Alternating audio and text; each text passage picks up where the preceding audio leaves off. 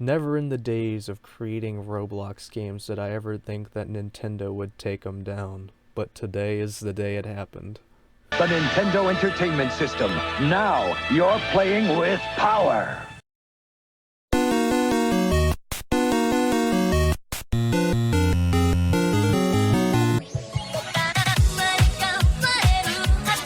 So I was just getting on my computer and decided to open up Roblox, where out of the blue I just randomly noticed that I have, well, just a little bit of a warning on my account.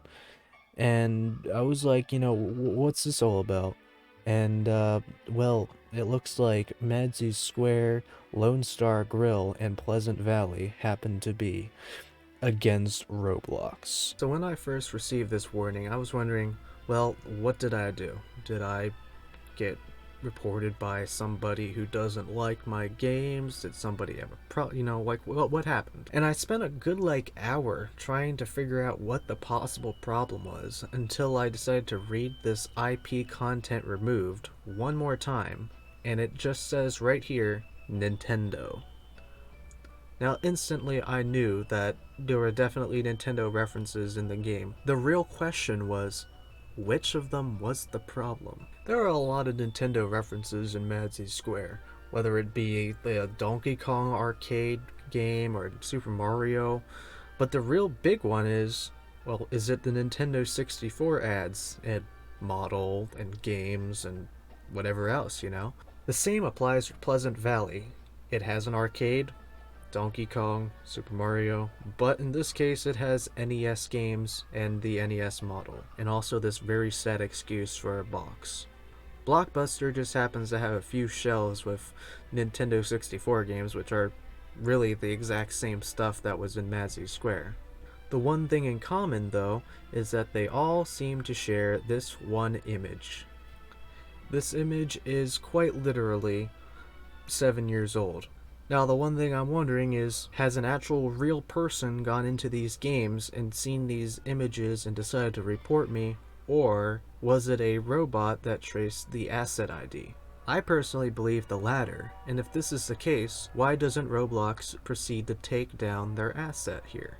If Nintendo has such a problem with their logo on the platform, why is it that there is still assets that you can use that use their logo everywhere? Roblox justifies this by saying, using a brand's logo or designs for the content you create without their permission. However, this argument doesn't stand up very well whenever it takes 2 seconds to search in the name McDonald's to find countless number of McDonald's models. Now, I personally don't believe that all of these people who have created McDonald's models had permission from McDonald's CEO to make it, but I guess I could be incorrect. Now, I've seen many mall creators seem to be very scared by this very specific line right here. It is worrying because you don't know if Sears' logo is actually an intellectual property violation. The thing that ends up failing to be mentioned in Roblox is the whole idea of fair use.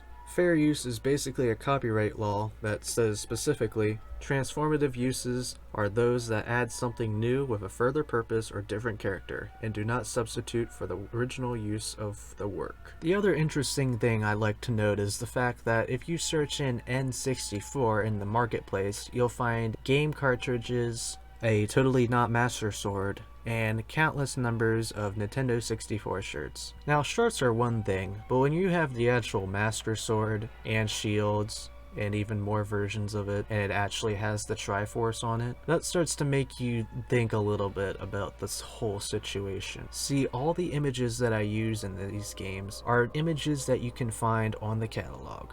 You can copy the ID, you can put it in your game, and there you go. You have the decal right there. If Nintendo has such a problem with their name being mentioned anywhere, why is it that the image section is the one that has all the logos? It only takes a little search to find Mario 64, Nintendo 64, any countless numbers of Nintendo images, and they're all perfectly fine. However, when I use an image in my game, that's automatically not okay. Well, as of now, it's been a little over a week since this situation has taken place. I wanted to wait a little bit to see if something would change, but it didn't. Not only are these games under review, but they also do not let you remove the so-called intellectual property violations. Currently, the only thing I can change is Lone Star Grill, which is great, but it's still under review. And it's been under review for over a week. I took the liberty of removing all of these Nintendo assets from all the games, and, well, it works for Lone Star, but whenever you try to do it with Manzy's Square,